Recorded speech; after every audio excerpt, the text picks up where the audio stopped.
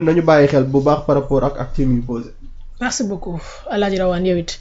ban jàngat ngay def ci discours bi gis nga moom mu ko daal di defee yow ban gis-gis nga ciy daal di am. waaw c'est vrai que moom moo daa mel ni nag waaw moom moo déglu na président nag. waaw en plus il est resté sur sa faim. oui comme beaucoup de Sénégalais donc comme ñu bari en vérité man moom déglu naa discours bi dégluwaat que mais sincèrement j'ai pas été surpris pour la simple et bonne raison que daanaka dégguma ci lu ma xamut woon. waaw parce que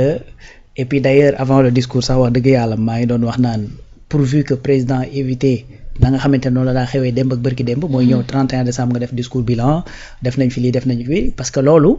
Sénégalais yi wax dëgg yàlla nag je pense que xam nañ ko quoi. wàññi nañ courant bi Sénégalais yi xam nañ ko xam nañ dinañ ko wàññi le premier ceeb beeg dawlin beeg et cetera ñoom ñooy xëy chaque jour dem di ko jëndi xam nañ ko c'est-à-dire pour man bon mais comme dañoo pare année xëy na loolu moo tax ñu jàpp ne yàlla na comme def nañ benn exercice après ñu wax ne jot nañ def nangam donc bilan bi pour man occupé na place bu xaw a yaatu avec des chiffres yoo xamante ni daanaka kenn du ko jàpp sauf que ñenn ñi nga xamante ni peut-être dinañ mën a teewlu loolu wala les avertis mais le Sénégalais lambda chiffres yu baree bari boo koy jox en général du ko jàpp moo tax pour man même boo dee def discours bilan sax mënoon nañ ko defee noo xamante ni day jël pàcc bu ndaw rek donc pour wax de façon globale que def nañ fi ay jéego malgré la situation difficile beneen pàcc bi mooy am na ay perspectives yi mooy dëwën dañ def nangam budget bi prévoir na nangam et cetera donc lu jëm ci constitution danañ def ay changements danañ indi réforme yi ñu waxoon ci les 3 premiers mois et cetera loolu ay perspectives la am na solo parce que ay réformes la yoo xamante ni ak ay changements yoo xamante ni dañ koy woo de tous nos vœux. boobu ba tey ñi ngi koy wax naan yëf yi fan la toll cour constitutionnelle et cetera ci point boobu par contre président dafa annoncé ne dinañ def les réformes qu'il faut jëm ci wàllu constitution c'est normal parce que cour constitutionnelle pour nga changer ko il faut nga laal la constitution c'est normal mais par contre xam nga loolu aussi bokk na ci yi nga xamante ni je crois que à peu près nit ñi xam nañ ko quoi maintenant ci biir constitution boobu dafa am loo xamante ni président aussi da ko waxoon mooy je veux un premier ministre super fort et ce premier ministre super fort xam leen ni constitution ci boppam moo ko joxul benn doole ben man j'ose espérer que certainement ci réforme yi muy wax jëm ci wàllu constitution danañ ko def jëmale ko ci wàllu la station primatoriale pourquoi may wax station primatoriale parce que man damaa yàgg a défendre ne premier ministre war ñu ko renforcer juste parce qu'il s'appelle Ousmane Sonko parce que du fa sax tôt ou tard dafay jógee 2029 soreetul ñi mu àndal bu ñu mottalee yéene def ko président de la République dafay jógee maintenant il faut que ñu réfléchir ko noo xam ni yokk doole premier ministre du nekk loo xamante ni da nga koy tailler à la mesure de ki nga xamante ni mooy Ousmane Sonko parce que ëllëg bu fekkee ni Ousmane nekk na président de la République xëy na mën naa créer d'autres loolu dépendamment de l'envergure des personnes qui demee noonu c'est-à-dire il faut renforcer ay capacités primature jox ko ay prérogatives yoo xamante ni nga xamante ni noonu la premier ministre di doxee nii xam nga ni premier ministre mi ngi dox sans pour autant li ko tubaab bi waxee mu marcher sur les plates-bandes du président maanaam jóggiwul ci li nga xamante ni moom mooy prérogative bu président. pourtant léegi lañ gën a sentir ne am nañ premier ministre. léegi lañ ko gën a sentir. bu njëkk da nga daa am ay premier ministre mais pour nga gis par exemple yu gars le discours de Passy ben bu fekkoon ni beneen premier ministre moo fi nekkoon dem fa noonu xëy na peut-être kenn du ko teewlu donc comme premier ministre nag moom mi ngi jël charge bi ni mu toll di ko liggéey ni mu waree. en vérité li ngay def rek mooy rendre ko formel. daal di def benn cadre boo xamante ni beneen premier ministre bu fi mënti ñëw da nga ko mën a jox ay prérogatives yu koy mën a permettre mu mën a liggéey comme ni Ousmane di liggéey. jox ko les obligations yi ànd ak prérogatives yooyu pour mu mën a liggéey comme ni nga xamante ni noonu la Ousmane di liggéey parce que sinon su fekkee ni moom dafa dem par exemple il devient un jour président de la République am par exemple un premier ministre boo xamante ni il fait pas le job comme moom nii mu koy doon defee nii su boobaa mën naa yéex a liggéeyam moom. tu vois moo tax may wax ne c'est-à-dire c'est quelque chose boo xamante ni da nga koy tailler à la hauteur de la primature nga xam ni bépp premier ministre bu fa yegsi dana mën a def liggéeyam comme il se doit mën a jaar ci tànk yi nga xamante ni moom la Ousmane Sonko teg pour mën a gouverner. n'est-ce pas donc sans pour autant bien sûr mu nekk benn gàllankoor ci li nga xamante ni mooy kii loolu en tout cas bokk na ci man peut-être réforme yi nga xamante ni maa ngi koy taxirlu jëm ci wàllu changement yooyu nga xamante ni moo jëm ci constitution yeneen yi ci des nag man je pense que c'est juste appliquer li nga xamante ni moom la ñu waxtaanee boobu ba tey te Sénégalais yëpp di wax naan réforme yi ñu doon wax ci justice ak yu ne mel fan lañ ci toll et puis kañ lañ koy appliquer ak yu ne mel donc loolu kii naa ko ci jàng naa ko ci li nga xamante ni moom mooy discours benn affaire bi nga xamante ni aussi jàng naa ko ci discours bi mooy yi nga xamante ni xëy na ay position yu président la parce que bilan bi am na perspective yi am na mais ay position wu président ay position am également dafa feeñ position yi mooy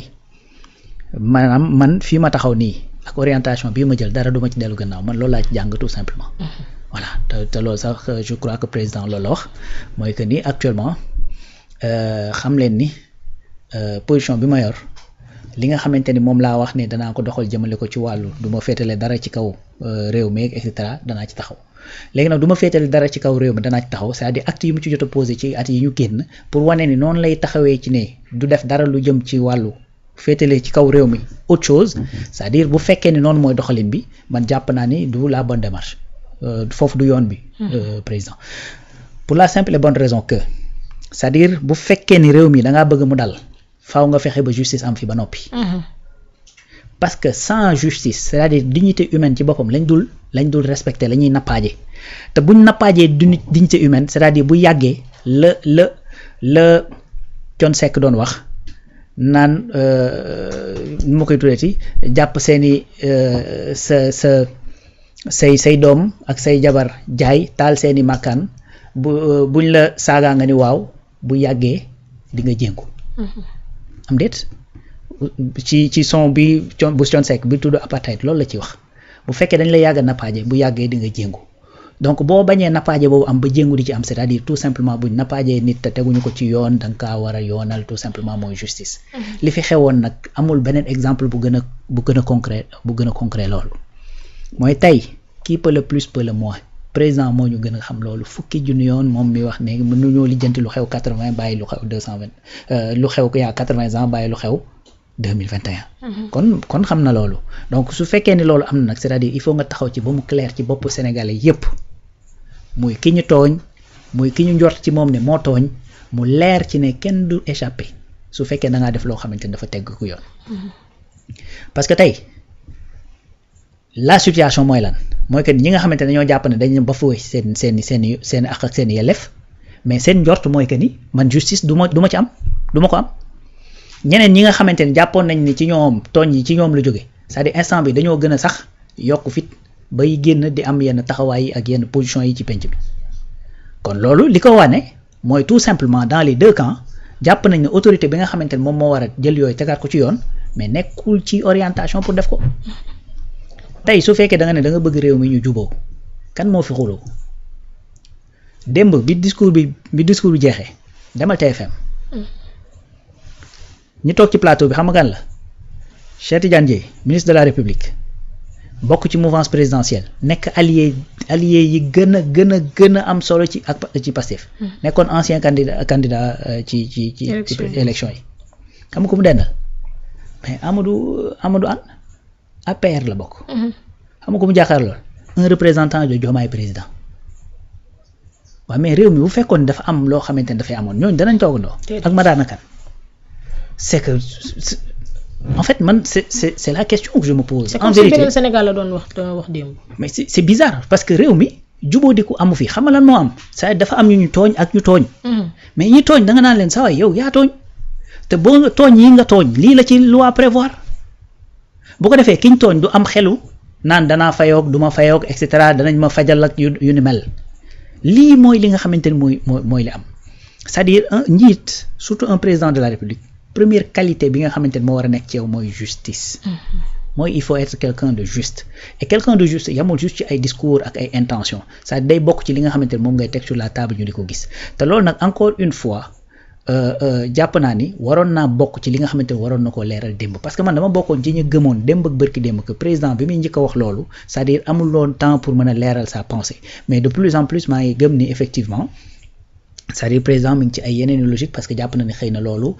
yëkkati ko fii beneen problème laa yu demee noonu de plus en plus maa ngi koy gëm tey ku ne xam na ni discours à la nation maanaam mënoo ko def 2 heures temps mënoo ko sax def 1 heure c'est-à-dire c'est maximum une vingtaine de minutes ci loo xamante ne dafa xew pendant 1 an mënoo wax lépp là on le sait donc comme mënoo wax lépp qu'est-ce que tu fais da ngay ñëw rek daal di piocher nii tànn daal di jël. non tu vas pas le faire. c'est-à-dire ni ngay def mooy da ngay xool yow lan mooy say axe prioritaire yoo xamante ne da nga ci bëgg a wax. lan réellement nga bëgg a wax léegi nag man jàpp naa ne tey fi président daanelee rek dafa war a delloo si xelam ci ne c'est-à-dire lii fi xewoon waruñu koo bàyyi mu jàll parce que président fan la daanelee mooy jigéen ñi nga xamante ni féminicide et cetera parce que ku ne xam na ni barki dem moo njaay amoon na manifestation boo xamante ni ay kuréelu soxna ñu ngi ko doon def pour di wax ne nañu xoolaat code de la famille bi et tout ça féminicide mais ça on est d'accord loolu noonu c'est-à-dire muy féminicide muy beneen site bu mu mënti doon c'est-à-dire ci réew mi dañ ko war a gaar xam nga toute forme de violence et que dès que nga ne toute forme de violence mais je vois pas lan pour quelle raison moo war a mën a tax ben 2021 ba 2024 waru cee mën a dugg parce que ñi nga xamante ni 2021 ba 2024 ñoo ci loru mais da cee am ay pères de famille ay doomi jàmbur ay mais la fille la bi nga xamante ni moom la Antoine Diome doon wax naan Elisu Bato ko rey fii Angor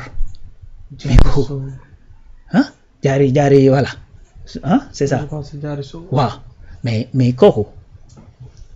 foo koy dugal booy wax sa féminicide xanaa mën nga ko ci dugal parce que ab jigéen la bu ñu rey parce que féminicide littéralement mooy rey ko jigéen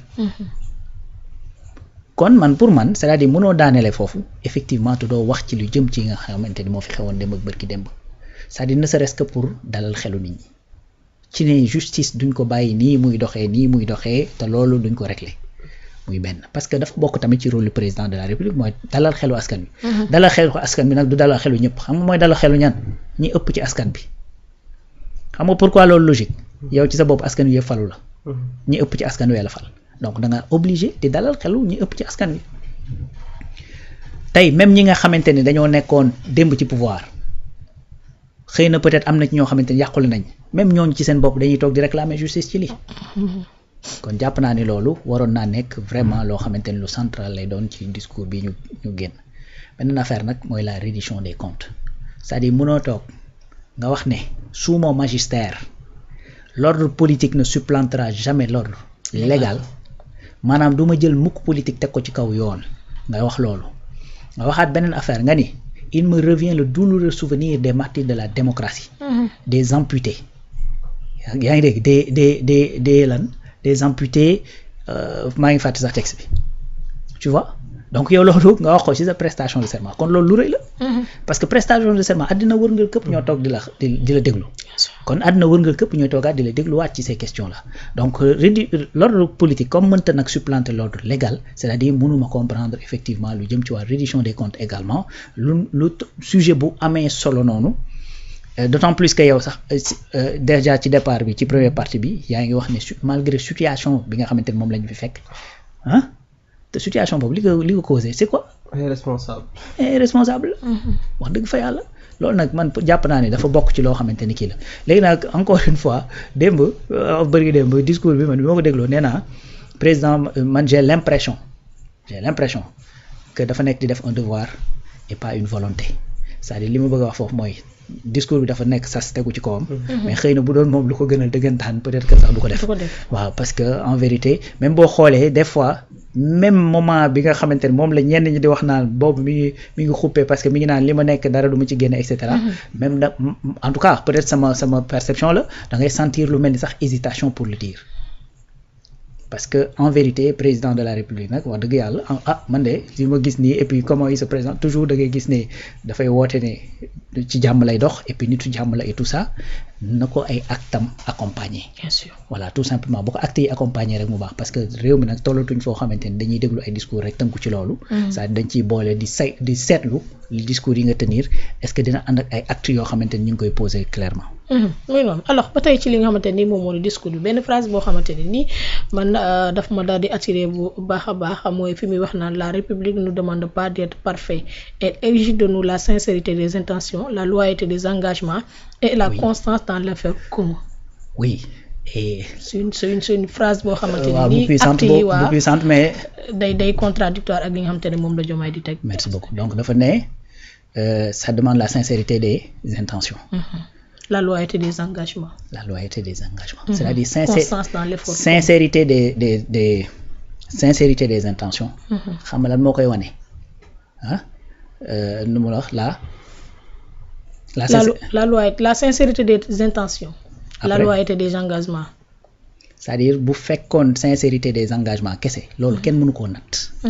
c'est-à-dire nul ne peut savoir qui est sincère. tant que jëfoo li nga wax. lii mooy lii am c'est-à-dire man su ma toogee wax ak sama sincérité nu mu mënti toll.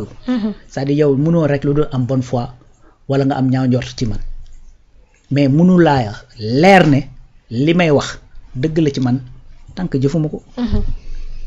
tant que jëfuma ko c'est-à-dire tey tu peux avoir toutes les bonnes intentions du monde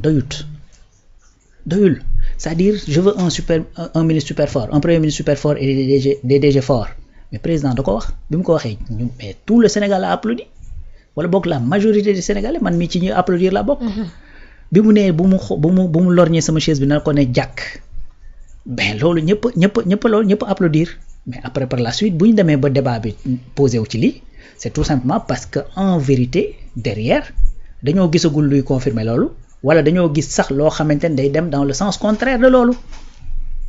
xam nga bu doon gisoo dara sax ba tey sa xel mën naa njort que ni mu ngi ñëw mais bu ñu posé ay actes yoo xamante ne dafay dem dans le sens de contredire même sa ay propos su boobaa nag les gens sont en droit daal di poser ay questions donc il faut effectivement li président di wax loolu mooy dëgg il faut la sincérité des intentions mais il faut la loyauté ci li nga xamante ne mooy les engagements maanaam li nga engagé wu nga dox sa kéem kattan ba sénégalais yi gis ne kat yow loo ci waroon jéem nga ko ci waaye sa kattan fii la yam wala yàlla peut-être moo dogalul moo ni yëf yi nii lay demee mais su boobaa nit ñi dañ naan waaw góor wax dëgg yàlla lépp loo mënoon def nga ko xëy na yëf yi nii la waroon demee donc c'est vrai que à la fin de la journée qu'est-ce qui sera jugé? C'est les actes. li Cheikh Ibra di wax ne ba yàlla noppee fay jëf noppee fay wax bàyyi ay jëf donc l'homme n'est que la somme de ses actes la somme de ses actes de ses expériences nag jàppal ni selon ki nga xamante ni moom mooy Descartes c'est-à-dire mooy ñëw après l'observation discours de la méthode c'est-à-dire boo observer ba pare il faut nga expérimenter pour mën a tirer une conclusion pour mën a am une vérité c'est-à-dire expérience boobu donc mooy jëf bi mooy def parce que ci ngay xam ndax lii baax na wala baaxul tant que yaa ngi koy concevoir dans ta tête mënoo xam kon boo amee une intention sincère il faut nga ànd ko avec la loyauté aux engagements yi nga xamante ne moom nga jëloon engagement donc engagement yooyu nag boo nee lii la c'est-à-dire sa responsabilité dafay dugg te su boobaa il faut tout simplement nga doxal ko voilà pour nit ñi mën a xam ni kat yow mii xalaatkatu lu sincère nga waaye jëfkatu li nga xamante ne moom ngay wax nga donc ci li nga xamante ne moom ngay dox li ngay wax ci loolu ngay dox man jàpp naa ni là c'est assez révélateur et que j'espère que effectivement président dana ci bàyyi xel bu baax a baax mu bañ a nekk juste un discours boo xamante ne dañ ko bind mais lii mooy li sénégalais di xaar ci moom sa engagement yooyu nag sa way maanaam yi ci gën a suprême surtout pour ce premier mandat mooy benn régler effectivement li nga xamante ne moo fi xewoon de 2021 à 2024 mooy rendre compte tout simplement reddition des comptes xam nga reddition des comptes nag généralement bu ñu ko waxee rek dañ koy jëmee ci wàllu alal jekk yooyu mais rendre compte ñi nga xamante ne dañoo torturer ay doomi jàmbur ak ñoomin seen te nekk fi di doxi seen soxla ñu dem rendre compte wax li ñu def fan lañ ko teg ñi nga xam ne dañoo jël alal réew mi ñu ñëw rendre compte delloo ci alal jooju boo noppee nag nga jubluwaale en même temps ci économie bi xool noo koy joyantee lii mooy les 3 engagements suprêmes yi nga xamante ne gis nga tey boo jëlee le programme Diomaye président boo ko liiree cat ba cat génnul lii ma lay wax génnul lijjanti économie bi régler la justice préparer avenir génnul lool mënta génn lool loo fa mënti jël lu acte bu ñu fa mënti poser dinaa def nangam dinaa créer telle agence telle structure